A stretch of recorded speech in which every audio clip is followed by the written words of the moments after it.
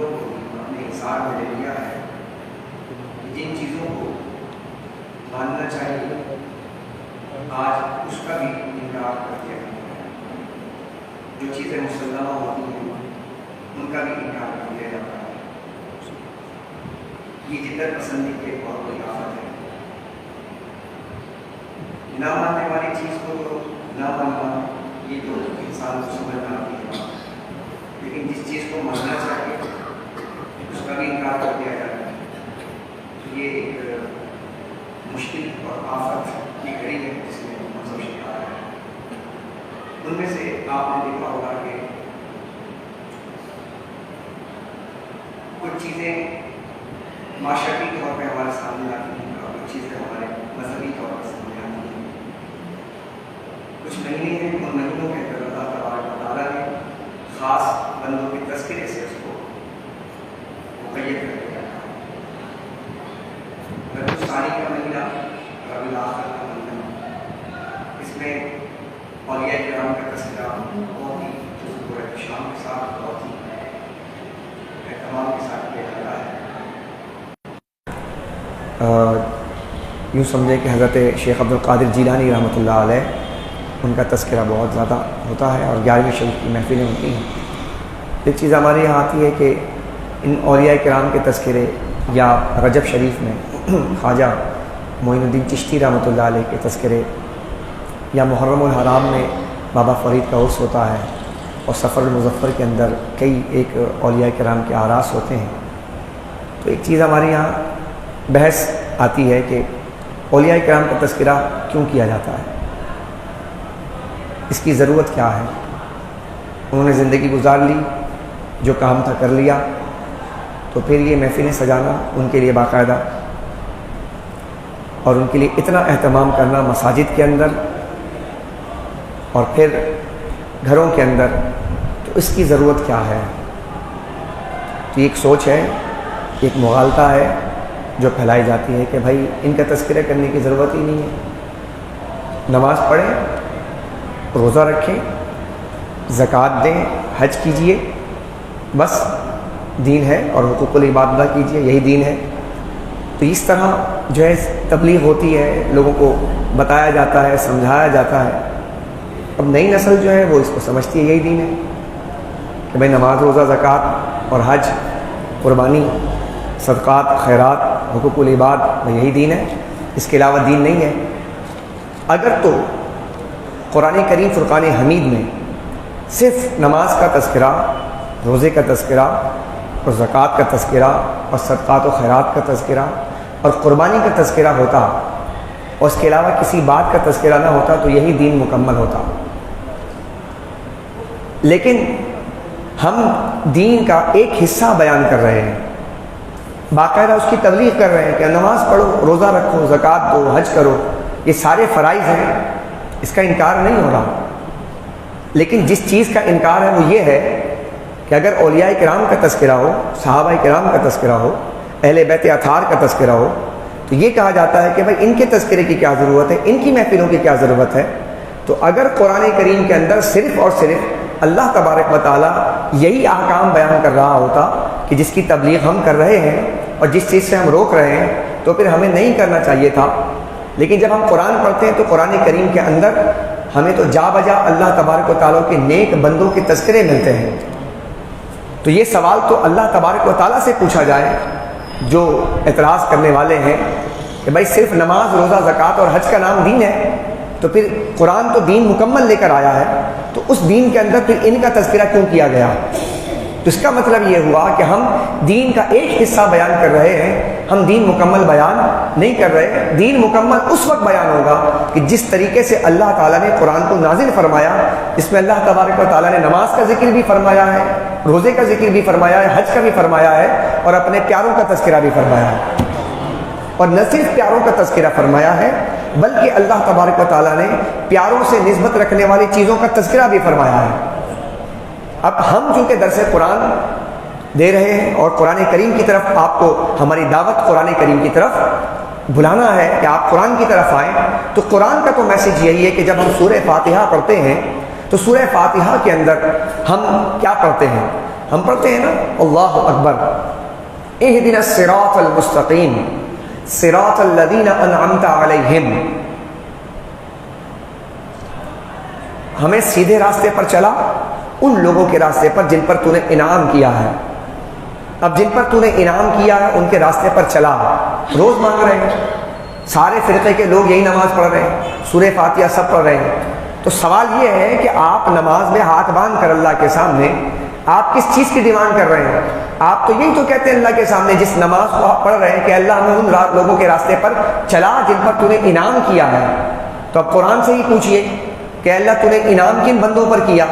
تو قرآن ہی اس کا جواب دیتا ہے، انعم اللہ علیہم من النبیین والصدیقین والشہداء والصالحین۔ اللہ تعالیٰ نے جن طبقات پر اپنا انعام کیا تذکرہ خود ہی فرما رہا ہے، کہا کہ ہم نے انعام کیا ہے انعم اللہ علیہم من النبیین، انبیاء کرام کی جماعت پر، والصدیقین صدیقوں کی جماعت پر، والشہداء اور شہداء کرام کی جماعت پر، والصالحین اور نیکوکار پرہیزگار اولیاء کرام کی جماعت پر ہم نے انعام کیا ہے۔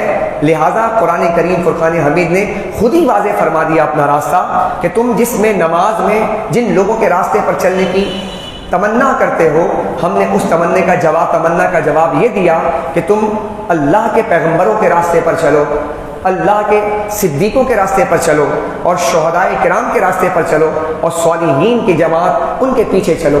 تو آپ دیکھیے، آپ واضح ہو گئی بات قرآن کریم فرقان حمید میں کہ ہم اگر تذکرہ اولیاء کرتے ہیں تو اس کا مطلب ہے کہ یہ اللہ تبارک و تعالیٰ کی طرف سے ڈیمانڈ ہے کہ تم ان کے راستے پر چلو۔ جس رب نے تمہیں نماز کا حکم دیا ہے اسی رب نے تو کہا ہے کہ تم ان لوگوں کے راستے پر چلو جن پر ہم نے انعام کیا ہے۔ اچھا، پھر آگے چلیے، آپ قرآن کریم میں تذکرے دیکھتے جائیں۔ اگر یہ بات مکمل ہوتی کہ اولیاء کرام کا تذکرہ نہیں کرنا چاہیے تو ہم قرآن کریم میں دیکھتے ہیں کہ اللہ فرماتا ہے حضرت بی بی ہاجرہ کا تذکرہ کرتے ہوئے، ان الصفا والمروہ من شعائر اللہ، اللہ فرماتا ہے نا صفا مروہ اللہ کی نشانیاں ہیں۔ پھر جب حاجی حج کرنے کے لیے جاتا ہے تو وہاں جا کر صفا مروہ کی سعی کرتا ہے۔ اب دیکھیے آپ، یہ دین کا حصہ ہے یا نہیں ہے؟ اور اللہ تبارک و تعالیٰ اس کا تذکرہ کہاں کر رہا ہے؟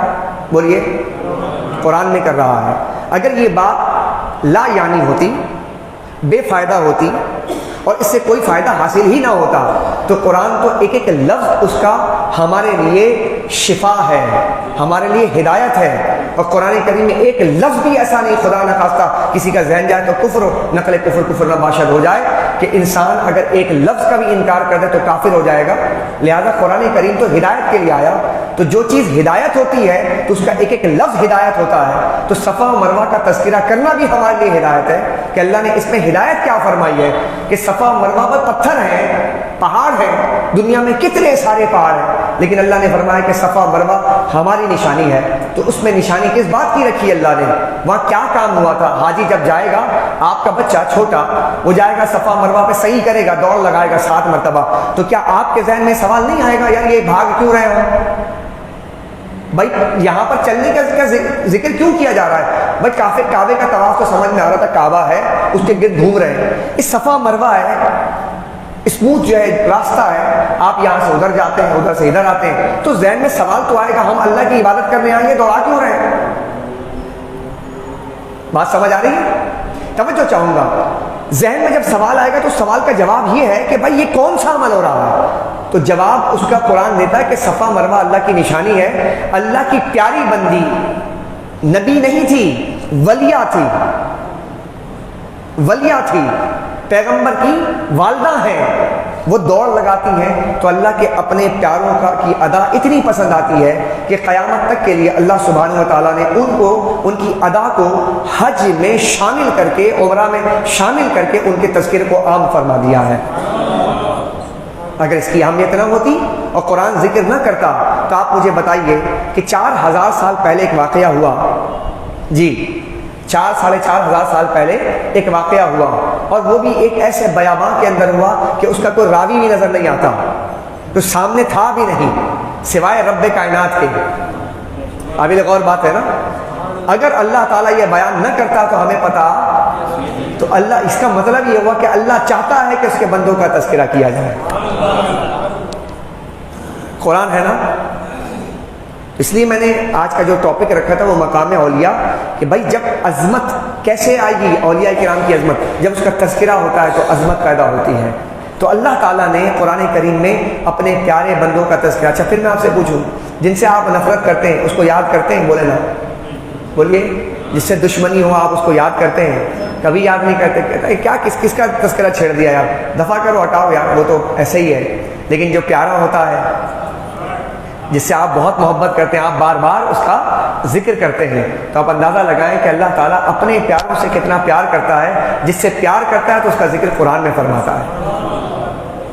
تو یہ اللہ کے پیارے بندے ہیں یا اللہ کے معاذ اللہ دشمن ہیں کہ جس کا تذکرہ اللہ کر رہا ہے؟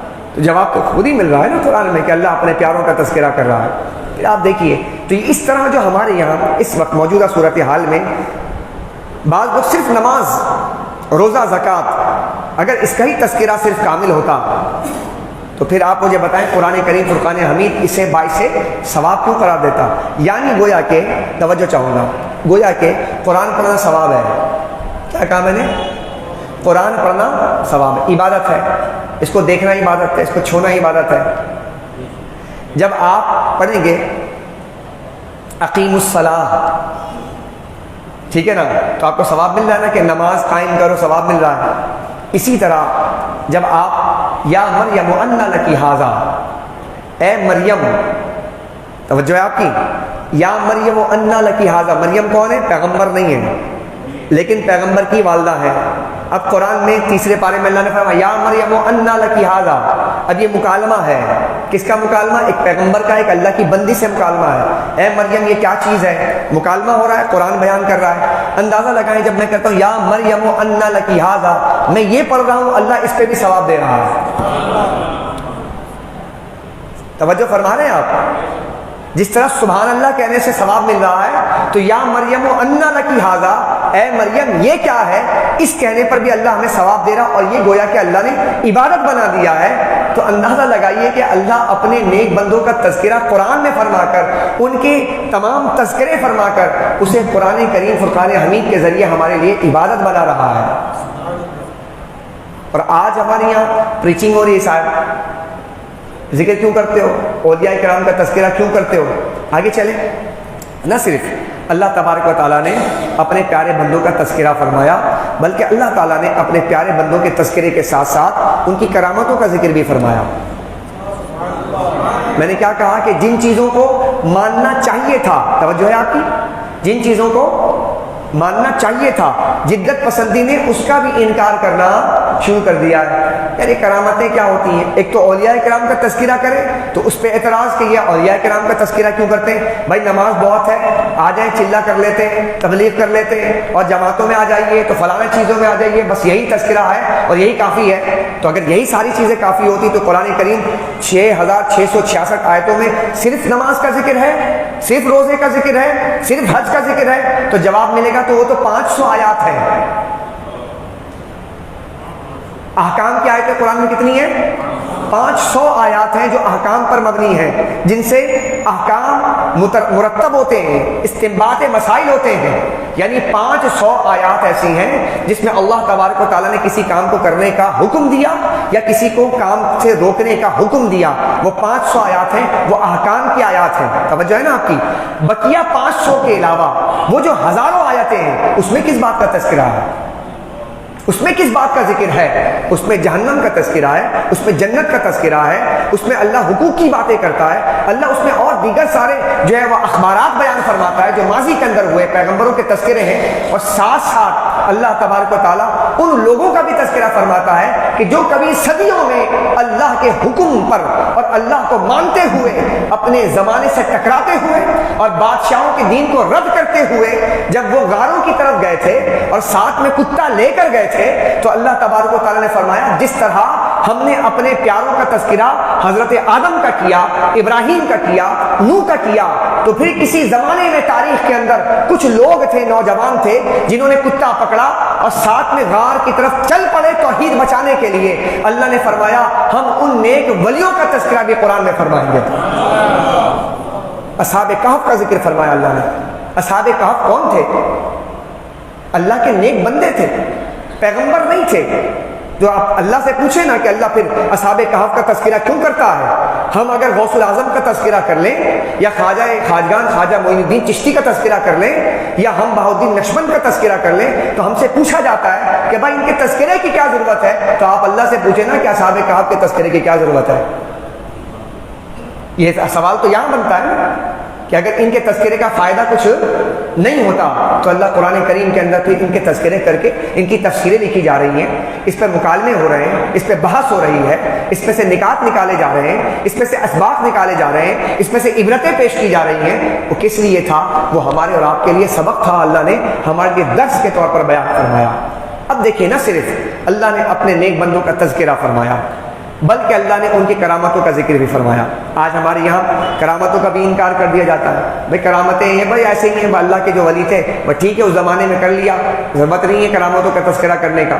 تو اللہ کرامتوں کا تذکرہ بھی قرآن میں فرماتا ہے اور یہ سنت الہی ہے. اگر آپ اللہ کے نیک بندوں کا تذکرہ کرتے ہیں یہ کیا ہے؟ سنت.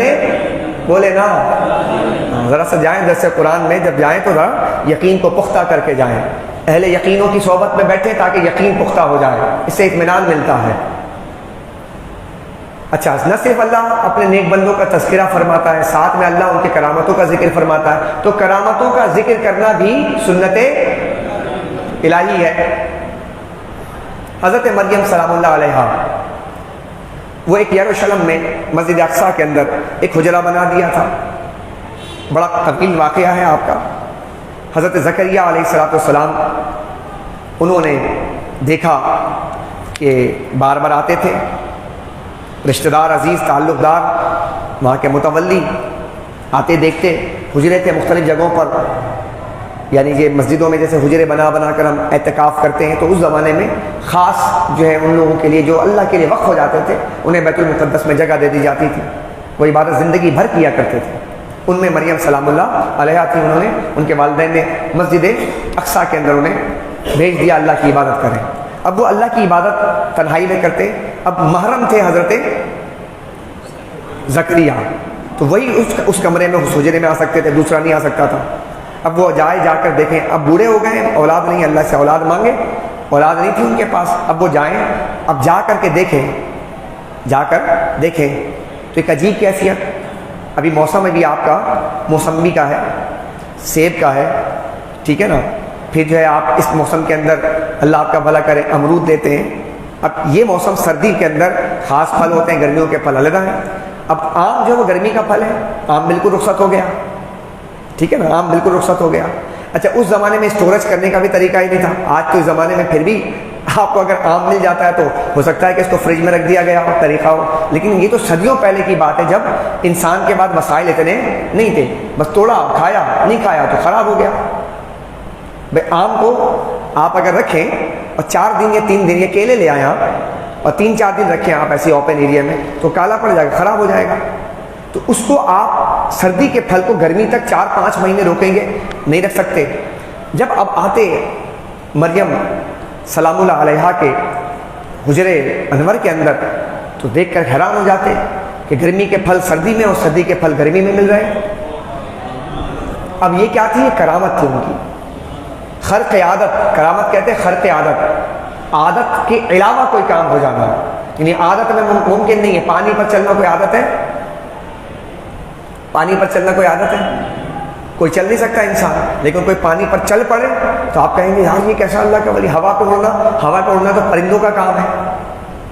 لیکن انسان اڑ رہا ہو تو یہ ایک عادت کے علاوہ ہے کہ یار انسان ہوا میں اڑ رہا ہے. ایسے ہی اگر کسی کے حجرے کے اندر بے موسم کے پھل ملے تو یہ عادت کے علاوہ تھا کہ بھائی یہ بے موسم کے پھل کیسے. تو پوچھ بیٹھے یا مریم، اے مریم یہ کیا ہے؟ انا لکی ھذا، یہ کہاں سے آتا ہے؟ کون لے کر آتا ہے؟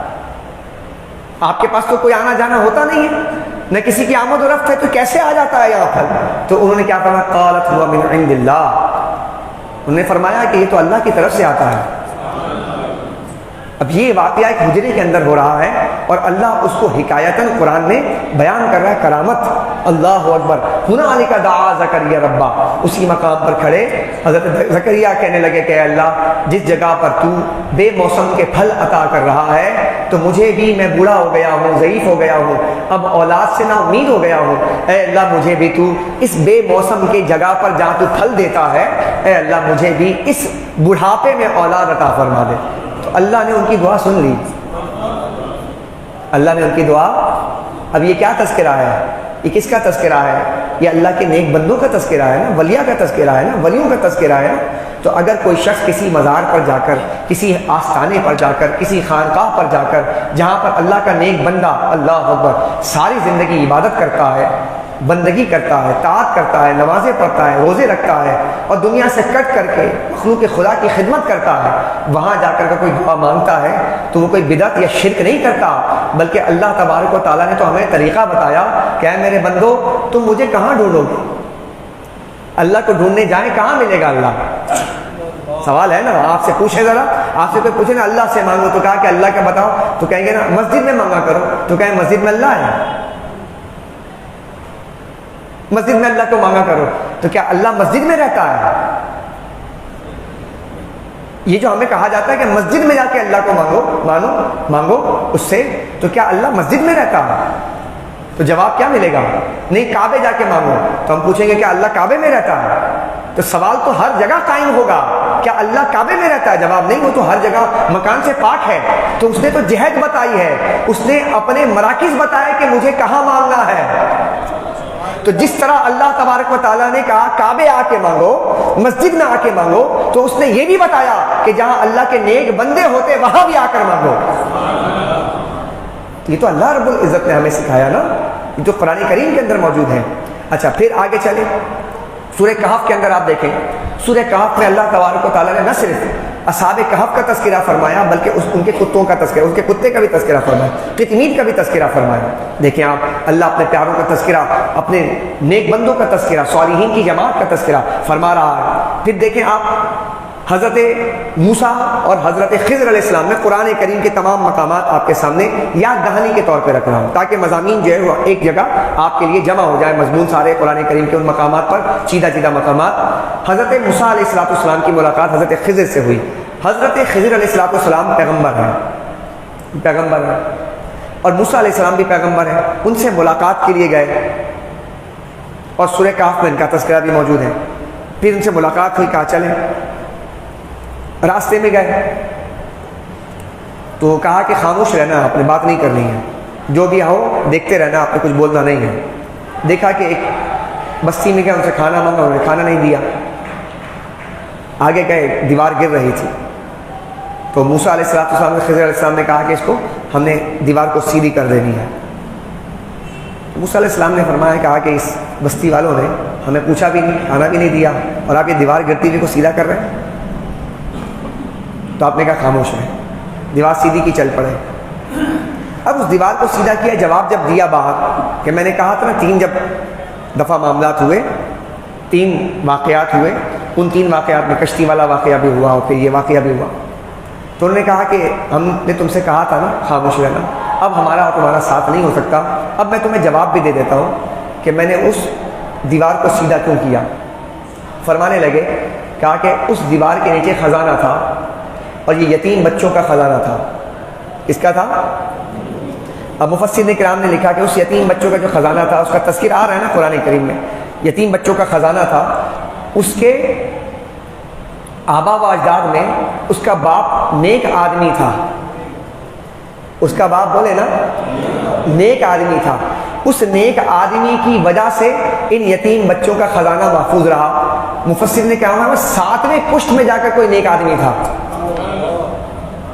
سمجھ آ رہی ہے بات؟ قرآن پڑھ رہا ہوں میں, 7ویں پشت میں, اور یہ واقعہ جو ہے قرآن کریم کے اندر موجود ہے. تو جب اس واقعے کے ڈیپ میں جائیں تو ساری چیزیں نکل کے آ رہی ہیں. اگر یہ واقعہ قرآن میں نہ ہوتا تو ہمیں اور آپ کو پتہ چلتا نہیں چلتا. تو اللہ تبارک و تعالیٰ نے وہ واقعہ کہ جو حضرت خضر اور موسیٰ علیہ السلام کے مابین ہوا تھا، اللہ نے قرآن میں بیان کر کے کہا کہ جب جب قرآن پڑھے گا بندہ اور جب جب تفسیروں میں جب جا کر اس کے مطالعہ کرے گا تو ان نیک بندوں کا تذکرہ کہ جو صدیوں پہلے آئے تھے، جنہوں نے اللہ اللہ کیا تھا، مجھے راضی کیا تھا، ان کا تذکرہ ہم نے قرآن کے ذریعے امر کر دیا ہے.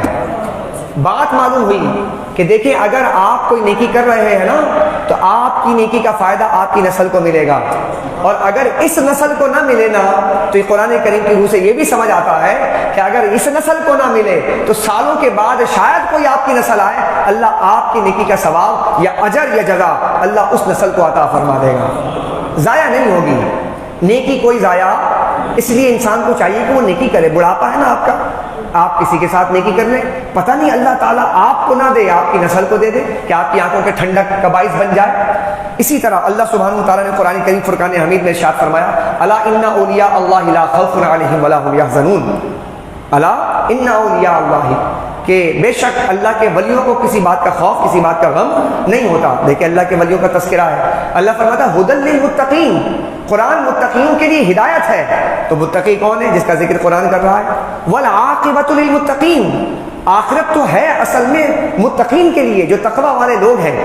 تو حاضرین ذی وقار اس بات کو ذہن نشین فرمائیں کہ قرآن کریم فرقان حمید کے اندر جہاں جہاں اللہ تبارک و تعالیٰ نے نماز، روزہ، زکوٰۃ، حج کا تذکرہ فرمایا ہے، وہاں پر اپنے نیک بندوں کا تذکرہ فرما کر اولیاء کرام کے مقام کا ذکر فرمایا ہے تاکہ ہمارے دلوں میں ان کی عظمت پیدا ہو جائے، تاکہ ہمارے دلوں میں ان کی عظمت پیدا ہو جائے. اگر اللہ ان کا ذکر نہ فرما، اچھا مجھے بتائیں کوہ طور ہے نا، کوہ طور پہاڑ ہے، لیکن اللہ نے وہ طور، قسم ہے طور کی، تو اللہ نے قسم ارشاد فرما کر اس پہاڑ کی عظمت کو بیان فرمایا. اونٹنیاں بہت تھیں لیکن فرمایا صالح علیہ السلام کی اونٹنی ناقۃ اللہ، یہ اللہ کی اونٹنی ہے. حالانکہ اللہ تعالیٰ تو ان چیزوں سے پاک ہے، اپنی طرف نسبت دے کر اللہ ان کی عظمت اور کردار کو یا ان کے جناب مقام و مرتبے کو ہمارے سامنے رکھتا ہے کہ یہ عام اونٹنیاں نہیں ہیں. اللہ نے فرمایا کعبۃ اللہ، یہ اللہ کا کعبہ ہے، اللہ کا گھر ہے. اللہ تو گھر سے پاک ہے. دیکھیے گھر سے پاک کیسے ہے، یہ بھی سوال کیا جاتا ہے، گھر سے پاک کیسے ہے؟ اللہ تبارک و تعالیٰ کے بارے میں کہتے ہیں اللہ تبارک و تعالیٰ جو ہے وہ یعنی اس چیز میں نہیں آ سکتا، کائنات میں نہیں آ سکتا. وجہ کیا ہے؟ اس کی وجہ یہ کہ دیکھیں آپ کمپیوٹر بناتے، کمپیوٹر بنانے والے نے کمپیوٹر بنایا تو وہ موجد ہے نا، بنانے والا موجد ہے نا. تو موجد جب کوئی چیز بناتا ہے تو جو چیز ایجاد ہوتی ہے وہ اس کے اندر نہیں ہوتا، وہ اس کے باہر ہوتا ہے. بولیے میں آپ سے سوال کروں، جس نے کمپیوٹر بنایا تو کمپیوٹر بنانے والا کمپیوٹر کے اندر ہے یا باہر ہے؟ اسی طرح کچھ بھی ٹیلی ویژن بنانے والا ٹیلی ویژن کے اندر ہے یا باہر؟ انگوٹھی بنائی جس نے، انگوٹھی بنانے والا اس کے اندر ہے یا باہر ہے؟ تو جو موجود ہوتا ہے وہ ایجاد سے باہر ہوتا ہے. تو یہ ساری کائنات کی ایجاد ہے نا، پوری کائنات، آسمان، زمین، چرند پرند، یہ جتنے بھی زمین کے اندر سمندر، ابحار جتنے بھی ہیں، یہ اللہ کی ایجاد ہے نا. اللہ موجود ہے اور یہ ایجاد ہے. تو ایجاد کرنے والا موجود اندر نہیں ہوتا، باہر ہوتا ہے. اس لیے اللہ تعالیٰ اس کائنات کے اندر نہیں ہے اور سما نہیں سکتا، کیونکہ بنانے والا ہے، بنانے والا ہے. اس لیے انسان ہے نا، انسان. اللہ اکبر. اب میں ذرا سا اس تذکرے کی طرف آ رہا ہوں. قرآن کریم فرقان حمید پر کئی ادوار آتے ہیں، ان میں ایک دور آتا ہے هل اتى على الانسان حين من الدهر. قرآن میں ہے نا، اللہ نے کیا فرمایا هل اتى على الانسان، انسان پر ایک دور ایسا آیا حين من الدهر لم يكن شيئا مذکورا، جب انسان مذکور نہیں تھا. سمجھ آئی بات آپ کی؟ مجھ پر آپ پر ایک زمانہ آیا کہ ہم مذکور نہیں تھے. انسان پر یہ دور آیا ہے. قرآن کہہ رہا ہے هل اتى على الانسان حين من الدهر، انسان پر ایک دور ایسا آیا ہے کہ جب انسان عدم میں تھا، عالم عدم میں تھا، پھر عالم شہادت میں آیا، پھر عالم برزخ میں جائے گا، پھر عالم جزا، عالم آخرت میں جائے گا. یہ انسان کے جو ہے یہ مراحل ہیں، ہجرت کے راستے ہیں. انسان تھا ہی نہیں، عالم عدم میں تھا، نہیں تھا. تو انسان پر اب دیکھیں انسان نہیں تھا، انسان پر دور گزرا ہے. اب کوئی کہے گا انسان تھا ہی نہیں، یعنی کہ کہتے ہیں کہ نا نہیں تھے ہم. اللہ کہتا ہے کہ انسان پر وہ دور آیا. لفظ پہ غور نہیں کیا آپ نے. شاید اگر میں آپ کے فہم تک پہنچ سکا یا آپ میرے فہم تک پہنچ سکے تو میں بات سمجھانے پر آگے جو ہے قادر ہو سکوں گا. کہ اللہ فرماتا حل عطا علی الانسان، انسان پر دور تھا وہ. ایسا نہیں تھا کہ انسان تھا ہی نہیں. اگر انسان نہ ہوتا، یعنی کہ اگر آدم سے یہ بات ذہن میں آئے کہ یار انسان نہیں تھا ہی نہیں، تو بھائی اگر تھا ہی نہیں تو اس پر دور کیسا آیا؟ نہیں سمجھے.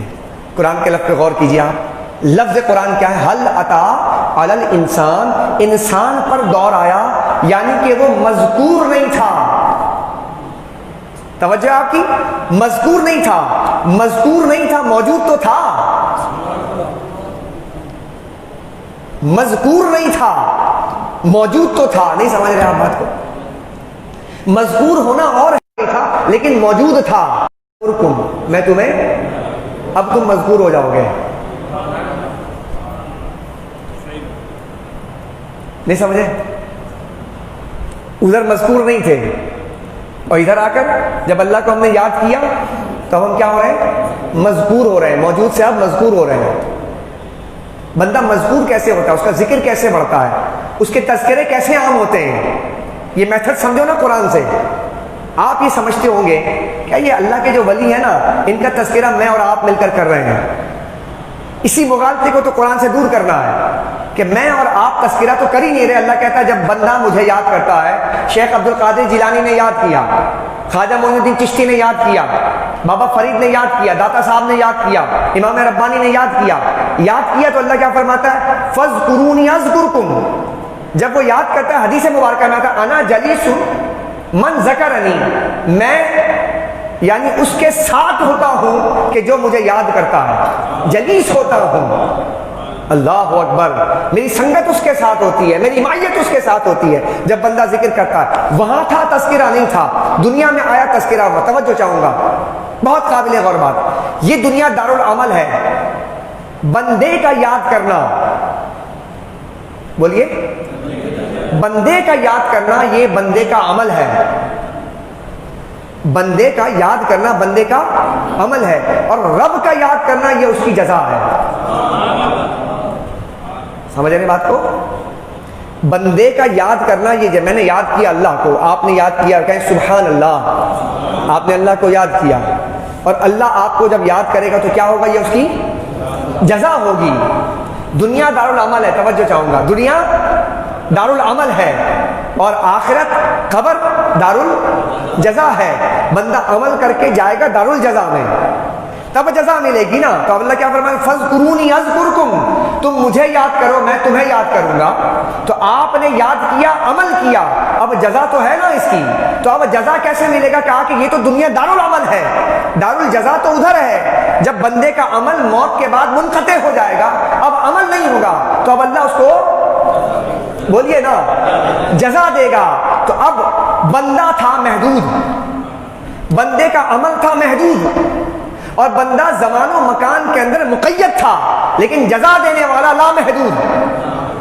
جزا دینے والا رب، اس کی قدرت. اس نے کہا تو نے محدود مجھے یاد کیا، اب میں لامحدود ہوں، اب میں تیرا ذکر ایسے کروں گا یا ایسے کرواؤں گا کہ اس وقت تک تیرا ذکر ہوتا رہے گا جب تک وقت ہے، اور اس زمانے تک تیرا ذکر ہوتا رہے گا جب تک زمانہ ہے. چونکہ ذکر کرنے والا میں ہوں گا، اور میں جزا کے طور پر. اب معلوم ہوا کہ اے اللہ کے ولیوں کا تذکرہ گھٹانے والوں یا کم کرنے والوں، تم کیا کم کرو گے؟ یہ بندہ اگر بڑھاتا تب کم کرتے، اسے تو رب بڑھا رہا ہے. اب اس ذکر کو کم کون کر سکتا ہے؟ کہ جو خدا سے زیادہ قادر ہوگا، جو خدا سے زیادہ قدرت رکھنے والا ہوگا. جو اللہ سے زیادہ قدرت رکھنے والا نہ ہو تو وہ اللہ کے بڑھائے ہوئے ذکر کو بڑھا کم نہیں کر سکتا. تو اللہ سبحانہ و تعالیٰ نے قرآن کریم فرقان حمید کے اندر کیا فرمایا؟ کہا کہ دیکھو انسان پر ایک وقت تھا، تو اب ہم اگر آپ اور ہم درس قرآن میں تشریف لائے، حاضر ہوئے، تو ہم اللہ کو یاد کریں، یعنی کہ اللہ کے پیاروں کا تذکرہ کر رہے ہیں. اللہ کے پیاروں کا تذکرہ کا ایک فائدہ کیا ہوا، ایک فائدہ اور بتاتا ہوں۔ قرآن کریم سورہ قاف میں اللہ نے ارشاد فرمایا، سورہ صاد میں ارشاد فرمایا، جب اہل مکہ نے حضور علیہ السلام پر ظلم و زیادتی بڑھا دی، ظلم و ستم بڑھائے، تو اللہ تعالیٰ نے جواب میں اپنے پیارے حبیب کو فرمایا،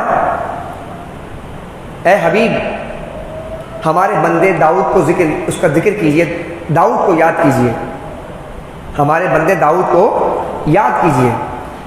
پیچھے تذکرہ آ رہا ہے اہل مکہ کے ظلم و ستم کا، اور اس کے فوراً بعد آیت کریمہ کیا، وَاذْكُرْ داؤد، میرے بندے داؤد کو یاد کیجئے۔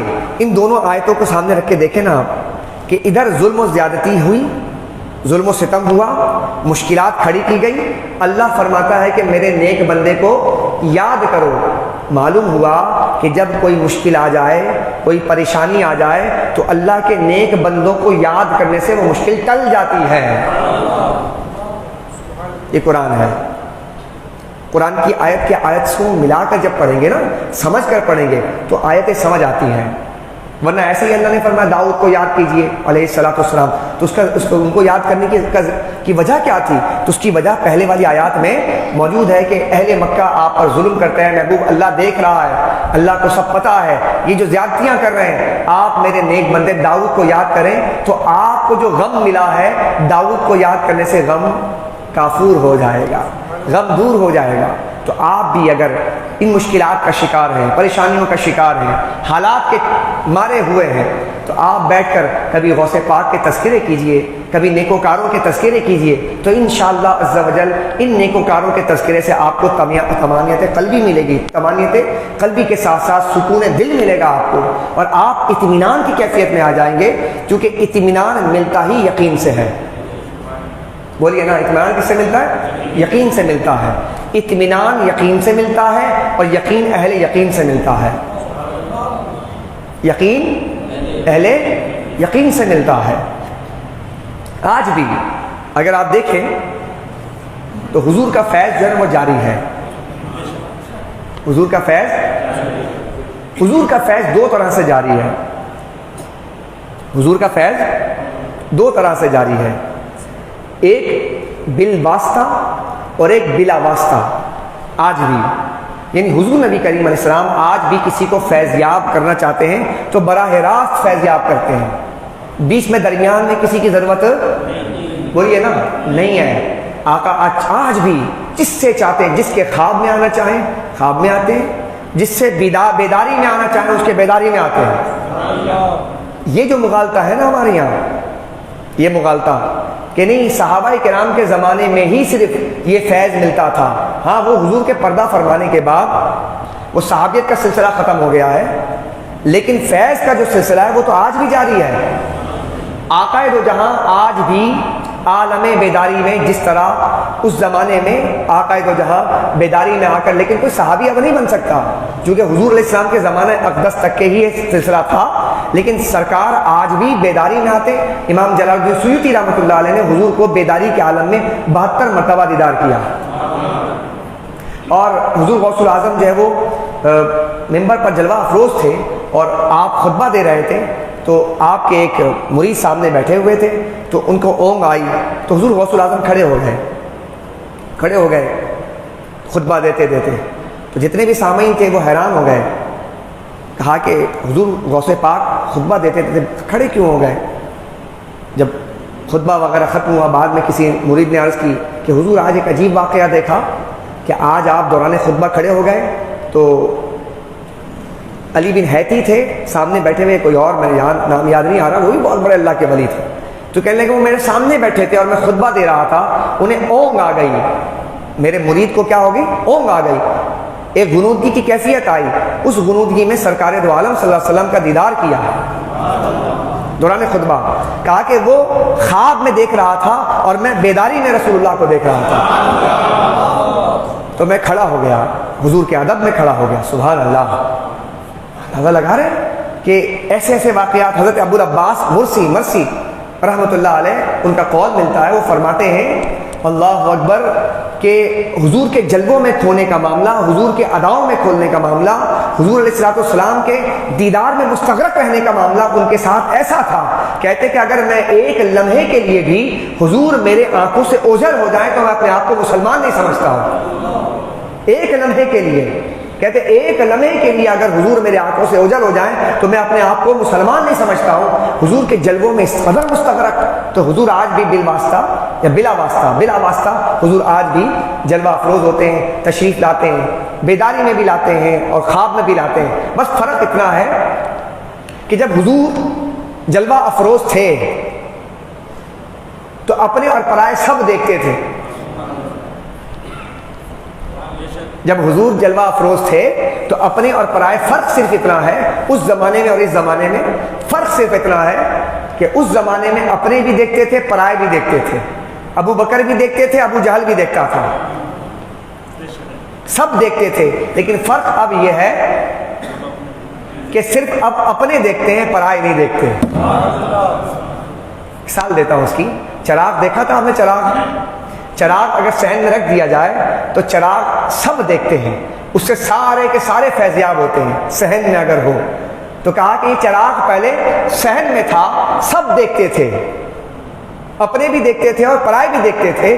کہا اب یہ چراغ ایک کمرے میں آ گیا ہے، اب پرائے نہیں دیکھتے، جو اندر سے تعلق رکھتے ہیں وہی دیکھتا ہے۔ جو اندر سے تعلق رکھتے ہیں وہ اب بھی آج بھی دیکھتے ہیں آقا دو جہاں سے فیضیاب۔ تو وہ تعلق جو ہے، اب دیکھیں نا، جس کو نظر نہ آئے اس کے بارے میں کیا کیا جائے؟ الو ہے نا، الو دن میں نا اس کی آنکھیں بند رہتی ہیں، الو کی آنکھیں دن میں بند رہتی ہیں، تو اس کو سورج نظر نہیں آتا، سورج نکلا ہے۔ الو دن میں سورج کو نہیں دیکھتا، اور رات ہوتی ہے تو سورج نہیں ہوتا۔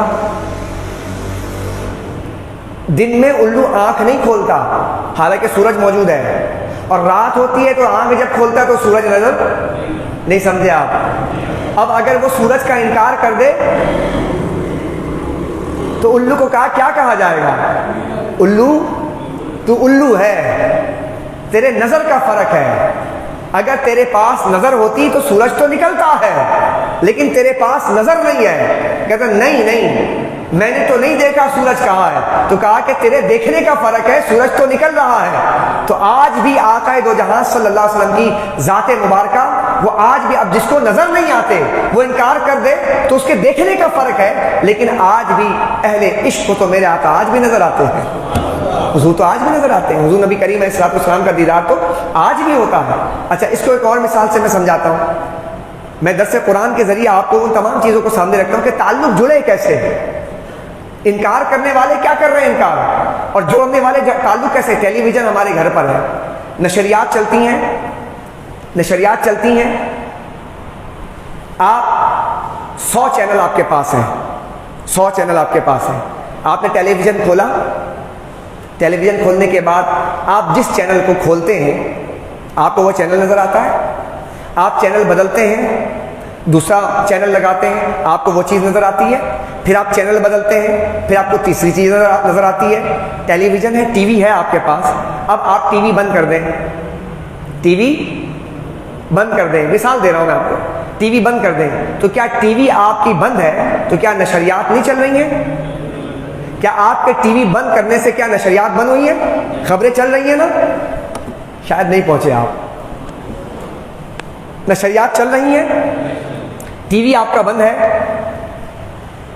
اب نشریات بند نہیں ہوئی ہیں، آپ نے اپنے ٹی وی کو بند رکھا ہے، خبر چل رہی ہے، ٹی وی کھولیں گے خبر ملے گی، ٹی وی بند رکھیں گے خبر نہیں ملے گی۔ اچھا، ایک صاحب، ان کے گھر میں ٹی وی ہے، دوسرے کے گھر میں بھی ٹی وی ہے، ایک نے ٹی وی چینل کھولا اور خبر دیکھ رہا ہے، دوسرا کہتا ہے یار میں بھی ٹی وی کے سامنے بیٹھا ہوں، مجھے تو خبر نظر نہیں آ رہا۔ دوسرا کہتا ہے یار میں تو دیکھ رہا ہوں، ٹیلی فون پہ بات کی، یار تیرے یہاں خبر آ رہی ہے؟ اس نے کہا ہاں آ رہی ہے۔ کہا یار میرے سامنے ٹی وی رکھا ہے لیکن خبر نہیں آ رہی۔ تو وہ کہتا ہے کیا کھول کے رکھا ہے یا بند کر کے رکھا ہے؟ کہا بند کر کے رکھا ہے۔ کہا اللہ کے بندے بند کر کے رکھے گا کہاں خبر ملے گی؟ سمجھے؟ اب جنہوں نے اپنے دل کی کھڑکی بند رکھی ہے تو بھائی اسے کہاں خبر، نشریات تو چل رہی ہیں، جلوے تو آج بھی بکھرے ہوئے ہیں اور آقا کا فیض تو آج بھی جاری ہے۔ بھائی تو اپنا چینل تو ٹھیک کر لے، اپنے ٹی وی کو تو ٹھیک کر لے، اپنے نشریات آج بھی چل رہے ہیں۔ اچھا اس میں جناب آپ کہتے ہیں کہ وہ جب آپ چلاتے ہیں میرا چینل نہیں آ رہا ہے، بعض کے چینل کا مسئلہ ہوتا ہے، بعض کے ٹی وی کا مسئلہ ہوتا ہے، بعض کے چینل کا مسئلہ ہوتا ہے، یار میرا چینل نہیں آ رہا، تو کہا چینل جو ہے نا، جو تیرا راستہ ہے یا تیرا کیبل ہے اس میں کہیں فالٹ ہے، فیض دینے والا جو ہے نا وہاں کہیں فالٹ آ گیا ہے، اس لیے فیض میں نا یہ چینل تیرے پاس نہیں آ رہا ہے۔ تو چینل جہاں پر آ رہا ہے اور جس کیبل سے آ رہا ہے ہو سکتا ہے تار ہلانے سے ٹھیک ہو جائے، ہو سکتا ہے کہ تیرے اس پلک کے اندر کوئی مسئلہ وہ ٹھیک کر لے۔ تو ہر لحاظ سے آپ دیکھیں تو کہیں نہ کہیں غلطی کوتاہی آج ہمارے اندر ہی نظر آتی ہے۔ تو اپنے اندر ٹھیک کر لے، تو اپنا کنیکشن ٹھیک کر لے۔ نشریات تو آقا دو جہاں کی گنبد خضرا کی آج بھی جاری ہے۔ تو ٹھیک تو ہمیں اپنے آپ کو کرنا ہے نا بھائی، ہمیں اپنا تعلق جوڑنا ہے نا۔ تو اس راستے پر چلنے کے لیے ہمیں یہی اصول اور یہی اسلوب کو اختیار کرنا ہوگا جو میں نے آپ کے سامنے رکھا۔ مقام اولیاء قرآن کی روشنی میں آپ نے دیکھا ہے تو پھر قرآن میں تو جہاں بجا اللہ نے تذکرے فرمائے ہیں، اللہ نے قصے اور کہانی کے طور پر نہیں بیان فرمایا، اللہ نے اس لیے بیان فرمایا تاکہ ہم انہیں پڑھ کر اس سے سبق حاصل کریں، عبرت حاصل کریں۔ مقام کیسے ملتا ہے انہوں نے راستہ بتایا کہ اللہ کا قرب کیسے ملتا ہے، اللہ کے نزدیک بندے کیسے ہوتے ہیں، وہ راستہ اللہ نے بتا دیا۔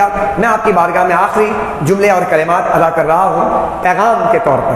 میں نے پوری کی پوری آپ کے سامنے تقریر رکھی اولیاء کرام کے مقام کو سامنے رکھتے ہوئے کہ فیضان آج بھی جاری ہے۔ تو فیضان جو اللہ رب العزت اپنے نیک بندوں کے ذریعے کرواتا ہے، اللہ تبارک و تعالیٰ خود نہیں آتا۔ میں آپ سے ایک بات ذکر کرتا ہوں، بتائیے دین کو ہماری ضرورت ہے؟ بولیے، دین کو ہماری ضرورت ہے؟ ہمیں دین کی ضرورت ہے نا، یعنی کہ دین ہماری ضرورت ہے، دین کو ہماری ضرورت نہیں ہے، لیکن اللہ دین کا کام بندوں سے ہی کرواتا ہے۔ رازق کون ہے؟ اللہ ہے نا، لیکن بیج کسان ڈالتا ہے، پانی کون ڈالتا ہے؟ کسان ڈالتا ہے، اس کی آبیاری کون کرتا ہے؟ کسان کرتا ہے۔ رازق کون ہے؟ اللہ ہے نا۔ میتھڈ کلیئر کیجئے، جو ہمارے ذہنوں کے اندر بیٹھ گیا اللہ رازق ہے تو گھر میں بیٹھ جائیں، نہیں، اللہ کام اپنے بندوں سے لیتا ہے۔ رازق اللہ ہے، گندم اللہ ڈائریکٹ آسمان سے تھوڑی نازل کرتا، کہتا گندم کا بیج بو، اس کے بعد اس کی آبیاری کر، اس کی پرورش کر، اس کی پرداخت کر، اس کی حفاظت کر، اور اس کے بعد پھر پریشر کے ذریعے اس کو نکال، اور نکالنے کے بعد اس کا دھان علیحدہ کر دے، اس کے جناب جو ہے گھاس پھوس کو علیحدہ کر دے، پھر اس کے اندر سے گندم نکال، پھر وہ فلور مل پر آئے گا، اور فلور مل پر آنے کے بعد پھر اسے پیسا جائے گا، پیسنے کے بعد اس کو بوری میں ڈالا جائے گا۔ یہ سارے کام کون کرتے ہیں؟ بندے کرتے ہیں۔ تو اللہ یہی فرماتا ہے، کہا تھا میں رازق تو میں ہی ہوں لیکن کام بندے کریں گے۔ دین تمہارا محتاج، لیکن دین کا کام بندے ہی کریں گے۔ ڈیوٹی لگاتا ہے اللہ بندوں کی، ڈیوٹی لگاتا ہے۔ کبھی حضور غوث الاعظم کی ڈیوٹی لگائی گئی، کبھی خواجہ غریب نواز کی ڈیوٹی لگائی گئی، یہ ڈیوٹی لگائی اللہ نے۔ کبھی خادم حسین رضوی کی ڈیوٹی لگا دی اللہ نے۔ یہ ڈیوٹیاں تھیں بھائی، یہ ڈیوٹیاں ہیں جو اللہ لگاتا ہے کہ یہ بندہ، ورنہ تو سارا کا سارا نظام درم برم ہو جائے۔ ایک آتا ہے مرد قلندر آتا ہے، سب کو جگا کر چلا جاتا ہے۔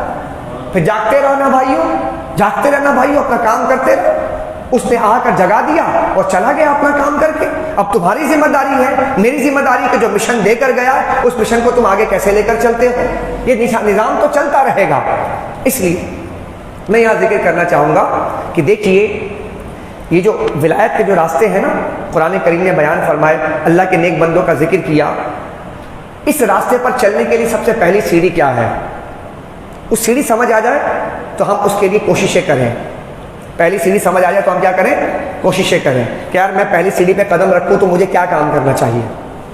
حضور غوث الاعظم مادرزاد ولی ہیں، بولیے، پیدائشی ولی ہیں نا، مادرزاد ولی ہیں۔ پیر محل شاہ گولڑوی مادرزاد ولی ہیں۔ یہ سارے ولی اولیاء کرام کے تذکرے کرتے بڑے بڑے، یہ پیدائشی ولی ہیں۔ لیکن آپ دیکھیں انہوں نے پہلا کام کیا کیا؟ سب سے پہلا کام علم دین کے حصول کے لیے اپنے آپ کو کھپا دیا۔ پہلا کام، ولی تو تھے نا تو ڈائریکٹ طریقت میں ہی چلے گئے، خلوت میں چلے گئے، تسبیحیں پڑھو، چلے کرو، یہ کام کر سکتے تھے نا۔ لیکن ہم، کیونکہ اللہ نے فرمایا ان لوگوں کے راستے پر چلو جن پر ہم نے انعام کیا، جن پر ہم نے انعام کیا ان کے راستے پر چلنا ہے۔ تو یہ جو اللہ کے ولیوں کا راستہ ہے، یہ راستہ یہ ہے کہ پہلے وہ علم دین کے حصول میں لگتے ہیں، علم دین حاصل کیا، نہیں سمجھے؟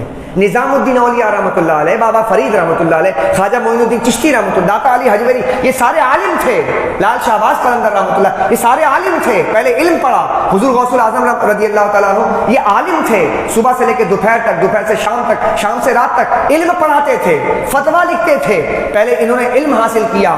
لہٰذا آج اگر کوئی شخص یہ سمجھتا ہے کہ اللہ کے ولیوں کا تذکرہ ہے کہ شاید میں 11ویں کر لوں، دیگیں اور لنگر چلا دوں اور اس کے بعد فاتحہ کر لوں اور چند اوراد و وظائف کر لوں، بس میرا کام مکمل ہو گیا اور میں ولایت کے اعلی درجے پر فائز ہو گیا، این خیال است و محال است و جنون، بھائی یہ راستہ اللہ کے ولیوں کا بولو نا نہیں ہے۔ اگر ہوتا تو وہ یہ آسان راستہ اختیار کرتے، انہوں نے تو اپنے آپ کو علم دین کے حصول کے لیے لگا دیا، ساری زندگی علم حاصل کیا، پھر علم دین کے بعد وہ خلوتوں میں گئے اور جا کر پھر انہوں نے راتوں کو مجاہدہ کیا، دن میں مجاہدہ کیا، چلہ محفوظ کرنا، طے کا روزہ رکھنا، جنگلوں میں چلا جانا، اور پھر جناب فنا فی اللہ، فنا پھر رسول فنا فی اللہ کے مقامات پر، اور پھر کیا کیا مقامات تھے اس کو حاصل کیا۔ تو اللہ کے دین کو پہلے انہوں نے حاصل کیا تو پھر طریقت کی طرف گئے ہیں۔ یہ ایک مغالطہ ہے، اس کو ٹھیک کر لیں۔ ہمارے یہاں بس خالی جب آئیں پیر صاحب کے ویسا وظیفہ دے دیں، علم نہیں پڑھنا، علم قادری جاہل نہیں ہوتا، قادریت جہالت کا نام تھوڑی ہے کہ آپ کو آتا کچھ نہ، دعا قنوت نہیں آتی ہے، لیکن جناب ہم نے جو ہے کیا کرنا ہے، بس تسبیح پڑھنی ہے۔ اللہ کے بندے فرائض کی طرف آئیں، فرائض جس چیز سے، جس اللہ کیا فرماتا ہے حدیث مبارکہ کے اندر، بخاری کی روایت ہے کہ جب بندہ فرائض مکمل کر لیتا ہے، فرائض کے بعد نفل میں مشغول ہوتا ہے تو وہ اللہ کے اتنے قریب ہو جاتا ہے کہ میں اس کے ہاتھ بن جاتا ہوں جس سے وہ چھوتا ہے۔ ترتیب وہاں پر بھی کیا ہے، پہلے فرائض ہے، اس کے بعد نوافل ہیں، صرف نوافل ادا کرنے سے۔ آج آپ دیکھیں تقریریں سنتے ہیں ہم، کتنے سارے لوگ ہیں میرے سوشل میڈیا کے جو دوست احباب ہیں جو سن رہے ہوں گے، گھروں میں محفلیں سج رہی ہیں، سال ہر سال سے محفل سج رہی ہے، نماز نہیں پڑھتے، محفل میں کوئی کمی نہیں ہے، سال میں پوری محفل ہو رہی ہے، لنگر میں کوئی دیگ میں بھی کمی نہیں ہو رہی ہے، فاتحہ خوانی میں بھی کوئی کمی نہیں ہو رہی، لیکن نماز نہیں پڑھتے، مسجد نہیں آتے، تو کیا یہ غوث پاک کا راستہ ہے؟ تو جواب ملے گا نہیں۔ تو پھر جب حضور غوث الاعظم کا راستہ یہ ہے ہی نہیں، انہوں نے فرمایا تیرے فرائض اس وقت تک، تیرے نوافل اس وقت تک ادا ہو ہی نہیں سکتے، اللہ کی بارگاہ میں پہنچتے ہی نہیں جب تک تو اللہ کے فرائض کو ادا نہیں کرتا، تو یہ تو زمین و آسمان میں معلق ہے۔ تو راستہ پہلا علم دین کا ہے، دین حاصل کیجئے پہلے، اس کے بعد دین حاصل کرنے کے بعد پھر خلوتیں ہیں۔ اس کی ایک بہت آسان مثال دے کے بس اختتام پذیر کرتا ہوں۔ دودھ دیکھا ہے آپ نے؟ دودھ کے اندر مکھن بھی ہے، دودھ کے اندر گھی بھی ہے، صحیح جناب؟ دودھ کے اندر مکھن بھی ہے، دودھ کے اندر گھی بھی ہے۔ آپ دودھ لے کر آتے ہیں، اسے پکاتے ہیں، اسے بلوتے ہیں، ٹھیک ہے؟ مکھن علیحدہ ہو گیا، گھی علیحدہ کر دیا، دودھ لانے کے بعد مکھن علیحدہ اور گھی علیحدہ۔ اچھا دودھ نہ ہو، آپ بتائیں نکالو گے کس سے گھی؟ مکھن کس سے نکالو گے؟ دودھ ہی نہیں ہے۔ اب آپ کے پاس تو وہ بلونے کا آلہ بھی موجود ہے، دودھ ہی نہیں ہے، تو آپ نکالیں گے کیسے گھی؟ مکھن کیسے نکالیں گے؟ یہ ایک آسان مثال ہے ایک اہل خرد اور اہل علم کو سمجھنے کے لیے۔ دودھ علم شریعت ہے، دودھ علم شریعت ہے، اور اس میں سے نکلنے والا مکھن علم طریقت ہے، اور جو گھی ہے وہ علم معرفت ہے۔ اگر دودھ نہ ہو تو نہ علم حقیقت ملے گی، نہ معرفت ملے گی، نہ روحانیت ملے گی۔ پہلے دودھ لانا ہوگا، پہلے شریعت کا علم لانا ہوگا، پھر شریعت کا علم آئے تو پھر مجاہدہ کرنا ہوگا، شریعت آئے گی، مجاہدہ کریں گے تو پھر آپ کو ولایت کے درجات ملنا شروع ہو جائیں گے۔ آسان راستہ میں نے آپ کو بتایا کہ طریقہ کیا ہے۔ اگر ہم غلط طریقہ اختیار کریں گے تو غلط طریقے سے کبھی بھی آپ نیوٹرل اور فیس ہے نا، نیوٹرل اور فیس ہے نا، نیوٹرل کو فیس میں اور فیس کو نیوٹرل میں لگائیں تو دھماکہ ہو جائے گا۔ حالانکہ تار یہ بھی ہے، تار یہ بھی ہے، لیکن آپ صرف پلٹ دیجیے، آپ نقصان ہو جائے گا۔ اگر اس کو صحیح کریں گے، پازیٹیو کریں گے تو فیض ملے گا، نیگیٹو کریں گے تو دھماکہ ہو جائے گا۔ تو اسی طرح یہ سارے راستے ہوتے ہیں، پازیٹیو چلیں گے، صحیح راستے کا اختیار کر کے تعین کر کے چلیں گے تو فیض ملتا رہے گا، اور اگر غلط راستے پر چلیں گے تو شیطان کہے گا ہاں تو تو بہت اچھا کام کر رہا ہے، ہاں نماز نہیں پڑھتا نا، تو نے 11ویں کر لی، تو نے فاتحہ کر لیا نا، بہت اچھا کام کر رہا ہے۔ وہ تو آپ کے اعمال کو مزین کر دے گا، وہ آپ کو کبھی اس طرف لانے کے لیے کبھی بھی آپ کے دماغ میں بات نہیں ڈالے گا۔ لیکن جب آپ اہل علم کی صحبت میں، اہل یقین کی صحبت میں بیٹھیں گے تو وہ آپ کو بتائیں گے راستہ صحیح کیا ہے، غلط کیا ہے۔ ہمیں اللہ تعالیٰ صراط مستقیم پر چلنے کی توفیق رفیق عطا فرمائے۔ اللہم ربنا تقبل منا انک انت السمیع العلیم وتب علینا یا مولانا انک انت التواب الرحیم۔ اللہم انا نسألک العفو والعافیہ والمعافاة الدائمة فی الدنیا والآخرہ، توفنا مسلمین والحقنا بالصالحین۔ یا رب کریم مولا رحیم یا ارحم الراحمین یا ذا الجلال والاکرام، درس قرآن میں جو ہم نے قرآن کریم سے فیض لیا ہے، قرآن کریم فرقان حمید کی تفہیم ہوئی، قرآن کریم فرقان حمید کے وہ مضامین کہ جو تو نے پورے قرآن کے اوراق میں پھیلائے ہیں، اللہ اس کا تذکرہ خیر ہوا، مالک و مولا اسے ہمیں سمجھنے کی توفیق عطا فرما۔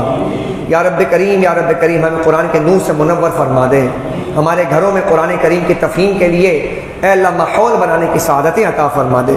یا اللہ جو بیمار ہیں قرآن کی برکت سے تمام بیماروں کو شفا عطا فرما دے۔ یا رب کریم مولا رحیم ہمارے عدنان بھائی، دیگر بھائی جو بھی یہاں پر مسجد انتظامیہ کے لوگ، ہمارے امام صاحب علامہ قاری ساجد صاحب دامت برکاتہم العالیہ، ان تمام کو، اور جتنے بھی یہاں پہ نوجوان ہیں، جامع مسجد فیضان عالی کے مقتدی حضرات، اللہ ان سب کو دین و دنیا کی بھلائیاں عطا فرما، صحت و عافیت عطا فرما۔ جس ذوق و شوق کے ساتھ قرآن کریم فرقان حمید کا درس کا انہوں نے اہتمام کر رکھا ہے، یا اللہ اسے آئندہ اسی طرح جاری و ساری رکھنا۔ قرآن کا فیض، اولیاء کا فیض، صحابہ کا فیض، نیک بندوں کا فیض اے اللہ تا قیامت جاری و ساری فرما دے۔ علامہ خادم حسین رضوی رحمۃ اللہ علیہ کے درجات بلند فرما۔ یا رب کریم مولا رحیم ان کے مشن پر ہمیں چلنے کی توفیق عطا فرما، ختم نبوت پر، ناموس مصطفیٰ پر رہتے دنیا تک زندگی بھر اور اپنے آخری وقت، آخری سانس تک ہمیں پہرا دینے کی توفیق عطا فرما۔ وصلی اللہ تعالی علی خیر خلقہ محمد وعلی آلہ واصحابہ اجمعین برحمتک یا ارحم الراحمین۔